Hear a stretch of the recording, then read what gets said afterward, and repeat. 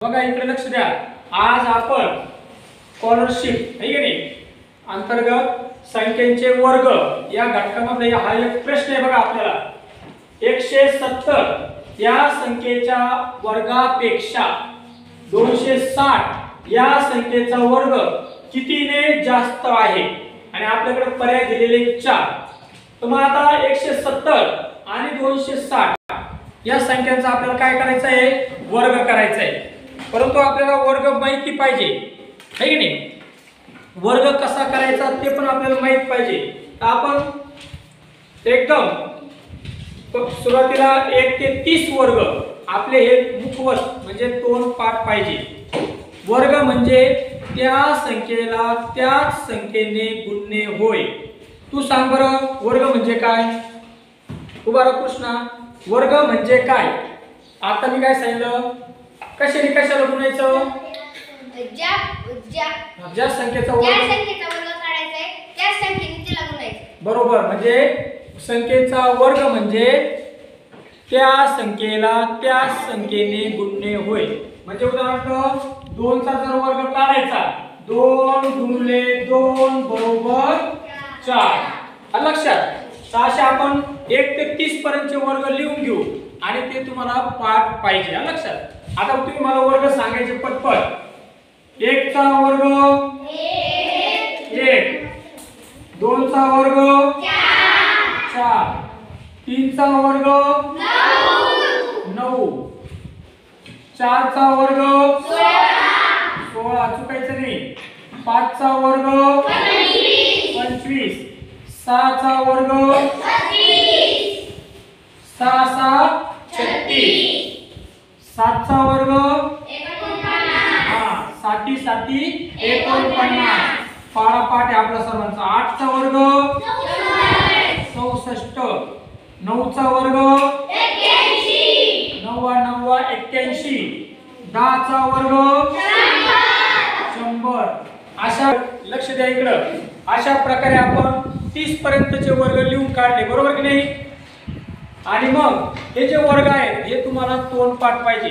आता इकडे लक्ष द्या, आपल्याला प्रश्न कोणता आलाय 170 आणि 260 या संख्येचा आहे का नाही, पण आपल्याला हे माहिती आहे आता काय की दोन संख्यांचा गुणाकार करून वर्ग काढायचे आपल्याला कळलं। मग आपण जर असं केलं बघा 170 गुणिले 170 हा गुणाकार करायचा एकदा आणि परत 260 गुणिले 260 हा गुणाकार करायचा। म्हणजे आपल्याला गुणाकार करण्यासाठी काय होईल जास्त वेळ लागेल। हा गुणाकार करायचा परत हा गुणाकार करायचा, मग याच्या उत्तर मोठं असेल मग ह्या उत्तरातून हे उत्तर वजा करायचं आणि मग आपल्या प्रश्नाचं उत्तर येईल बरोबर नाही। मग हे खूप वेळ जाईल आपल्याला स्कॉलरशिप मध्ये उदाहरणं सोडवताना वेळ मिळत नाही। त्यासाठी काही क्लुप्त्या असतात, मग त्या क्लुप्त्या ज्या आहेत किंवा ट्रिक ज्या आहेत ती काय बरं, या ठिकाणी 0 आहे या ठिकाणी 0 आहे, म्हणजे संख्येच्या एकक स्थानी जर 0 असेल तर अशा वेळेस वर्ग कसे काढायचे ते आज आपण शिकणार आहोत। याने आपलं काय होईल वेळ वाचल आणि आपलं पटकन उदाहरण होईल। आलं लक्षात। एकक स्थानी 0 असेल तर वर्ग कसे काढावे हे आपण बघतोय बरोबर नाही, कारण या दोन्ही संख्येच्या एकक स्थानी काय आहे 0। मग त्यासाठी आपल्याला ट्रिक काय आहे क्लुप्ती बघा। आता उदाहरणार्थ 10 आहे, 10 चा वर्ग काढायचा आपल्याला। 10 च्या एकक स्थानी किती आहे 0। मग अशा वेळेस काय करायचं, एकक स्थानी 0 आला कोणती संख्या असू दे एकक स्थानी 0 आला रे आला की उत्तर काढताना 2 शून्य देऊन टाकायचे आणि या अगोदरच्या अंकाचा वर्ग लिहायचा। 1 चा वर्ग किती आहे मग आता किती झाले 10 चा वर्ग किती झाला आता 100। मी 1 चा वर्ग विचारला होता, 1 चा वर्ग 1च आता झाले 100।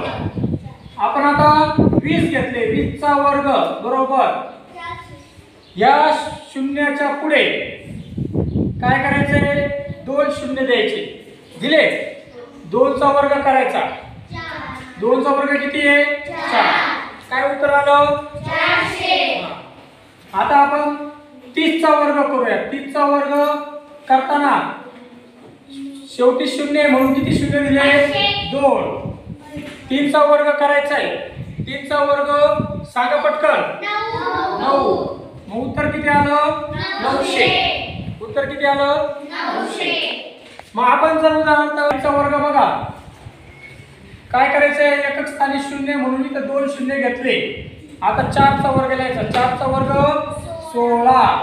मग 40 चा वर्ग झाला 1600. आता जर अशी संख्या आली समजा बघा 110.